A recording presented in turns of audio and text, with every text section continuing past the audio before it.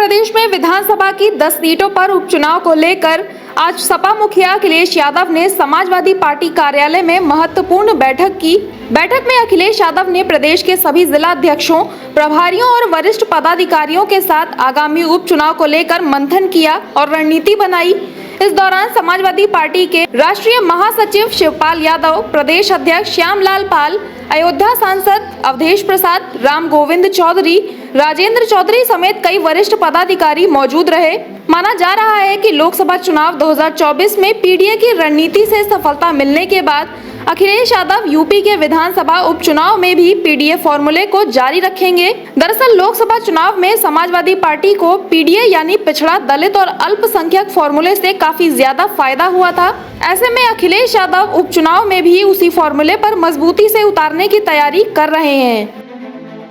देखिए, समाजवादी पार्टी में तो हमेशा बैठक हुआ करती है। माननीय राष्ट्रीय अध्यक्ष जी जब भी मुख्यालय में रहते हैं, यहाँ रहते हैं पार्टी कार्यालय में, तो कार्यकर्ताओं की, हम जैसे कार्यकर्ताओं की, नेताओं की तमाम भीड़ होती रहती है और उनसे माननीय राष्ट्रीय अध्यक्ष हमारे मिलते जुलते हैं। तो उसी तरह का ये था और कोई विशेष बैठक नहीं थी। चुनाव के 10 सीटों के लेकर क्या कुछ तैयारियां चल रही, क्या आदेश किए? समाजवादी पार्टी तो हमेशा तैयार है, हमेशा each and every moment we are ready to face and to contest. Akhilesh Yadav की तरफ से आपको क्या निर्देश दिया गया? वो निर्देश, हम लोग पार्टी के कार्यकर्ता हैं और पार्टी की नीतियों के प्रति, पार्टी के कार्यक्रमों के प्रति हमेशा सतत और सजग रहते हैं, काम करते रहते हैं।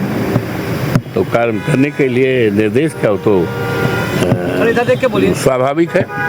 संजय जी, आपकी सीट पर भी उपचुनाव होगा, मिल्कीपुर की बात करी जाए, कैसे देखते हैं, क्या समाजवादी पार्टी की सीट बरकरार रहेगी इस बार? 101% और 101% से भी कोई परसेंट हो तो निकाल लो। अच्छा, पूरी तरह से समाजवादी पार्टी के जो भी उम्मीदवार हमारे राष्ट्रीय अध्यक्ष घोषित करेंगे, वो पूरी मजबूती के साथ वहाँ के कार्यकर्ता, वहाँ के सारे हमारे नेता और उस क्षेत्र की सभी जात के लोग, सबका आशीर्वाद मेरे साथ है, सबका समर्थन है और वो समर्थन और सहयोग बरकरार है, बरकरार रहेगा। सीट बरकरार रहेगी। 101% ऐतिहासिक जीत होगी। अयोध्या से